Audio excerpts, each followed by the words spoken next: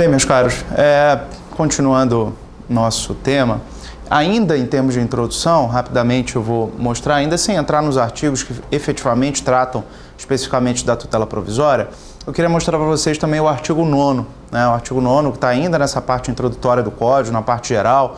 Aliás, os senhores perceberam que existe uma parte geral agora, que já é uma novidade do Código, e tudo que a gente está falando aqui de tutela provisória está na parte geral. Muito embora aqui a gente esteja na parte principiológica ainda, a gente mostrou o artigo 3º e agora o artigo 9º, que estão bem no início do Código, mas toda a parte de tutela provisória, que começa no artigo 294, também está ainda na parte geral. Mas olha só o que diz o artigo 9º.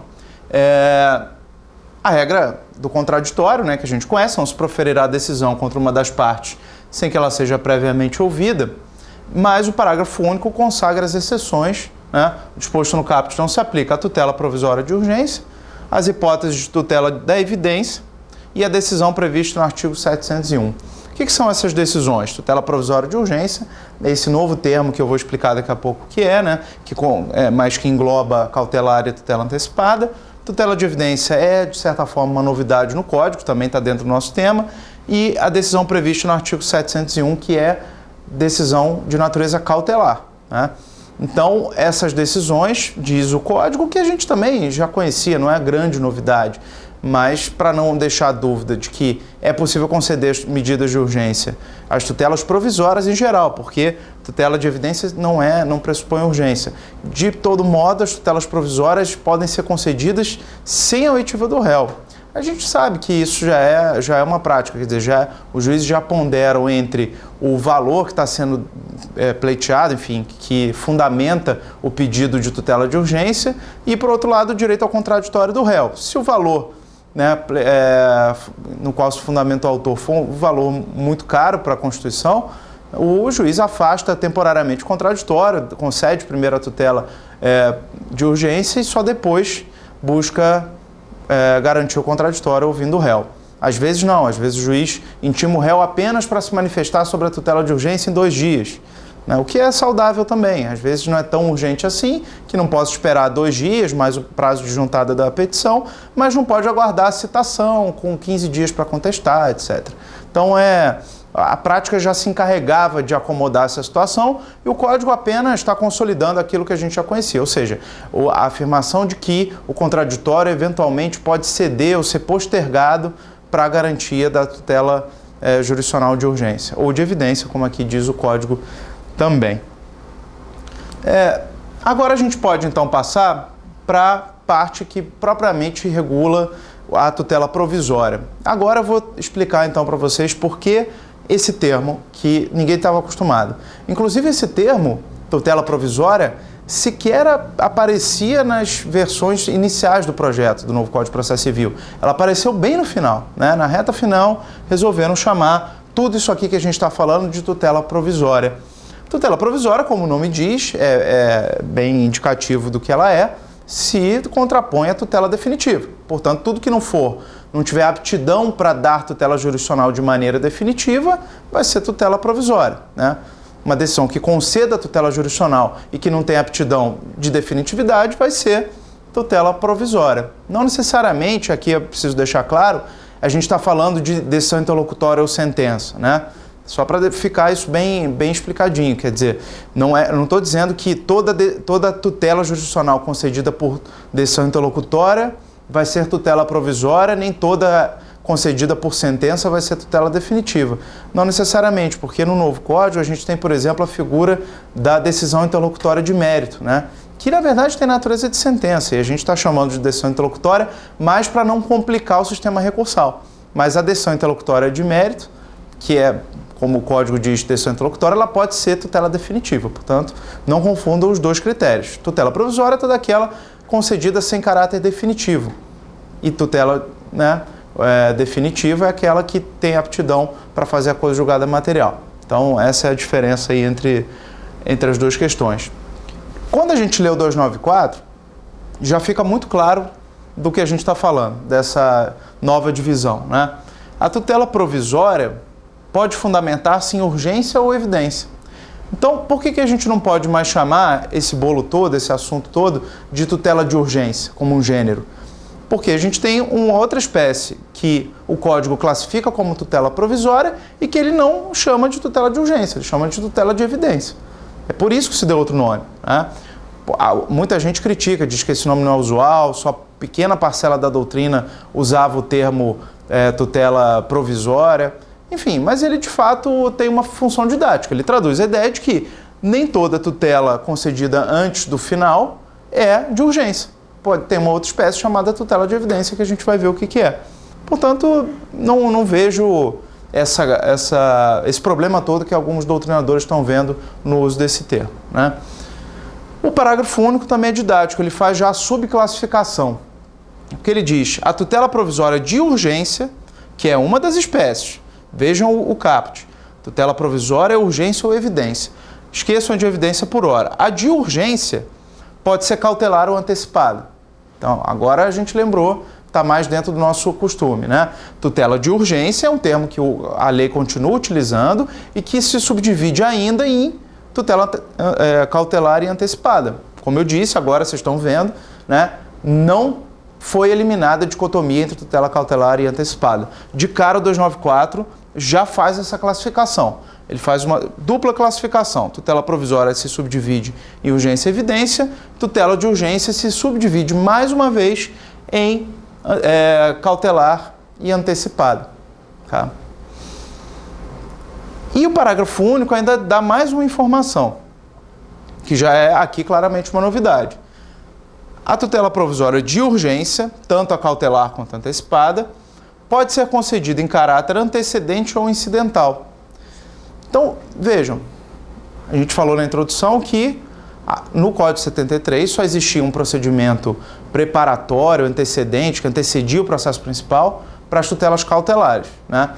Nunca foi aceito de maneira pacífica, a lei nunca consagrou a ideia de que nesse processo cautelar, ou mesmo que eu não chamasse de cautelar, entrasse com um processo preparatório, dissesse, olha, aqui ainda não é minha petição definitiva, eu não quero instaurar um processo definitivo ainda, eu só quero pedir tutela antecipada. O que o juiz faria no Código 73? Deferiria a minha inicial, diria que o rito que eu estou escolhendo não abarca a tutela antecipada, só abarca a tutela cautelar. E extinguiria o processo, certamente, né? A fungibilidade instituída, que eu mencionei no 273, parágrafo 6º, parágrafo 7º do 273, não era de mão dupla, né? Porque ela dizia, o autor pode pleitear cautelar no curso do processo, mas não dizia que eu posso pleitear a tutela antecipada no processo cautelar. E, muito embora boa parte da doutrina dissesse que essa via tinha que ser de mão dupla, a prática, os juízes em geral, não costumavam aceitar essa hipótese. Então isso já é uma novidade, ó, já está claro que no novo Código de Processo Civil também a tutela antecipada vai poder ser pleiteada por uma espécie de procedimento preparatório. Ele fala em caráter antecedente, né? A gente vai ver o que isso quer dizer. O artigo 295 diz que a tutela provisória, se for requerer de caráter incidental, independe do pagamento de custas. O que isso quer dizer, né? A gente vai ver que essa tutela requerida em caráter antecedente, ela, na verdade, é o que inaugura o processo, é a petição inicial mesmo. E ela já vai gerar o dever de pagar custas com base no pedido principal. O que quer deixar claro o artigo 295? O Estado, por exemplo, um Tribunal de Justiça, um Estado não pode instituir custas específicas para as medidas de urgência, né? Isso, a doutrina, inclusive, questionando se isso não seria inconstitucional, porque seria uma lei federal impedindo a cobrança de um tributo, porque custas englobam taxa judiciária, que é um tributo, e entrando na esfera legislativa dos estados. Bom, fora essa discussão, que é mais direito tributário do que aqui da nossa área, né, do processo civil, enfim, a lei está vedando expressamente que se cobre custas autonomamente de um pedido de tutela de urgência, seja ele antecipado ou cautelar, se ele for requerido incidentalmente no processo. Então, se eu entrei com uma petição inicial completa, com todos os pedidos, não disse que eu estou apenas pleiteando tutela de urgência, não pode haver cobrança de custas se eu pedir uma tutela de urgência incidentalmente. Seja na petição inicial, isso é bom deixar claro, seja numa petição avulsa, depois ao longo do processo. A urgência pode surgir ao longo do processo. Então, o 295 impede cobrança de custas especificamente para tutela de urgência. Reparem que aqui a gente está no livro 5 da tutela provisória e a gente está nas disposições gerais ainda, título 1. Então, por enquanto o que a gente está lendo são regras que se aplicam tanto a tutela de urgência quanto a tutela de evidência, se aplica toda a tutela provisória. Na sequência a gente vai ver que há regras só sobre tutela de urgência, depois há regras específicas sobre cada uma delas, cautelar antecipada, e depois é que vem o regulamento da tutela de evidência. Então, nesse ponto o código também a gente pode elogiar, porque ele está bem estruturado de uma forma didática. O 296, então, como eu ia dizendo, trata da conservação da eficácia da tutela provisória. A tutela provisória conserva sua eficácia na pendência do processo, mas pode a qualquer tempo ser revogada ou modificada. E o parágrafo único diz que, salvo decisão judicial expressa, a tutela provisória conserva sua eficácia durante o período de suspensão do processo. Vejam, aqui tem muita discussão doutrinária sobre esse ponto. O que o 296 está dizendo? Que, a princípio, uma tutela de urgência é concedida, uma tutela provisória, e ela conserva sua eficácia enquanto não for revogada. Mas pode ser revogada ou modificada a qualquer tempo. Será que pode mesmo? Quer dizer, pode em que situação? Claro, é uma medida precária, ela não é definitiva, não depende, pode ser reformada até por um recurso, mas aqui está dizendo que o próprio juiz pode revogar ou modificar a tutela que ele concedeu a qualquer momento. Ele pode simplesmente porque ele mudou de ideia, por exemplo? Isso é uma discussão doutrinária muito interessante, que envolve o tema da chamada preclusão pro judicato. Será que existe algum tipo de preclusão para o juiz?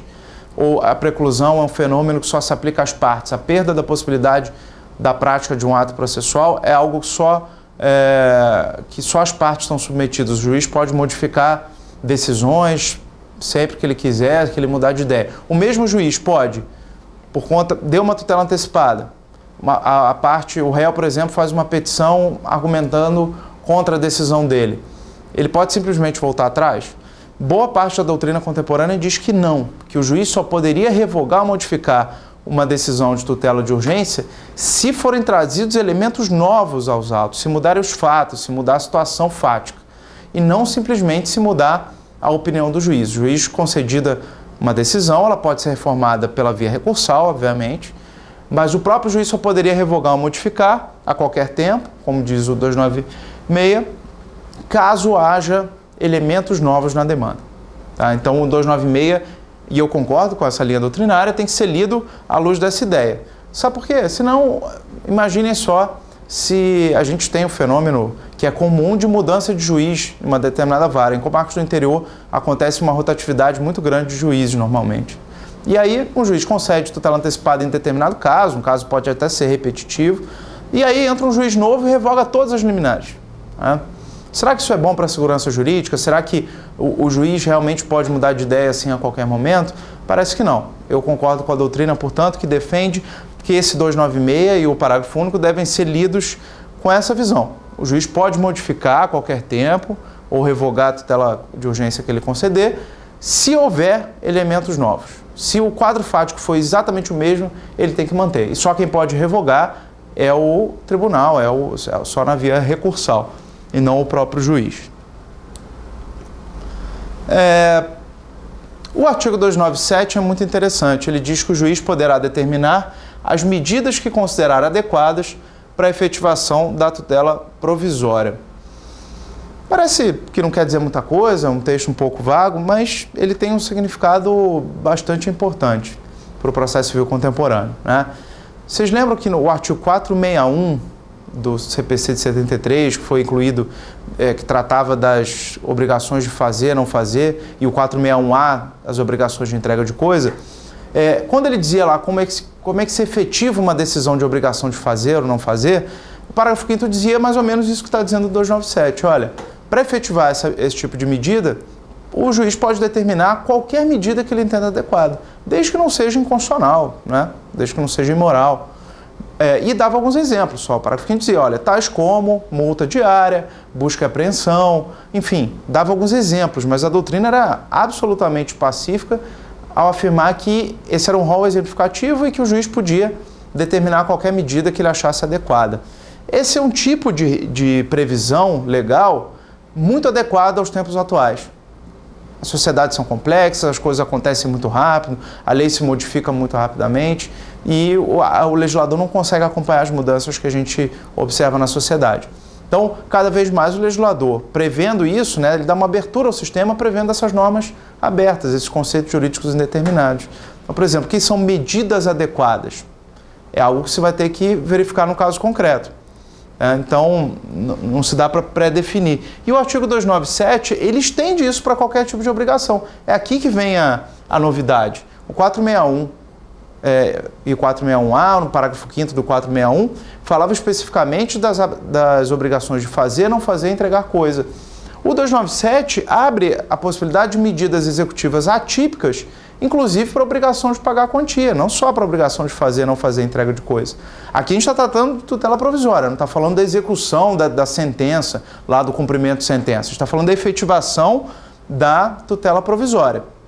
Nesse caso, o juiz pode adotar quaisquer medidas, né? Se houver uma obrigação pecuniária, fruto de uma tutela provisória, o juiz pode adotar qualquer medida de efetivação para fazer valer essa regra. Por exemplo, o doutrinador do Sul, Luiz Guilherme Marinoni, já propõe há um bom tempo a possibilidade de multa para pagamento de quantia. É verdade que o cumprimento de sentença tem uma multa, mas independente dela, aqui a gente não está falando ainda propriamente do cumprimento provisório do cumprimento de sentença, muito embora o procedimento seja o mesmo pelo parágrafo único. Mas o juiz poderia, por exemplo, aplicar medidas coercitivas para o pagamento de quantia, não só medidas de subrogação, de penhora, de avaliação, poderia fixar uma multa para o pagamento de uma prestação pecuniária que vai vencendo ao longo do processo e por aí vai.